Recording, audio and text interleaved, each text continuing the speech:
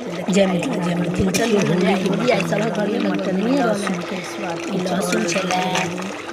देखै छै मटन में लहसुन खाइ में बहुत मजा आबै छै घर पूरा फाइनल हो जाए के टेस्टी बनल छलै जेकर जवाब नहीं छै बनल रहे बहुत सुंदर बहुत के बाद घी देलहुँ घी देला के बाद छोंक के बाद गरम मसाला सब खसा के धनिया पत्ता गरम मसाला हम सब बाद में खसबै छियै कियाकि स्वाद रहल एहि दुआरे अहाँ सब कमेंट नहीं करब जे अहाँ सब गरम मसाला किया छै स्वाद दुआरे हम सब दऽ रहल छै तकर बाद देखिए मटन बनल है होली आई सब घर में लगभग बनिए रहल है ई लहसुन छलै कहै छै मटन के लहसुन खाइ में बहुत मजा आबै छै पूरा फाइनल हो जाए तो अहाँ के लुक हम देखाएब बनल रहू।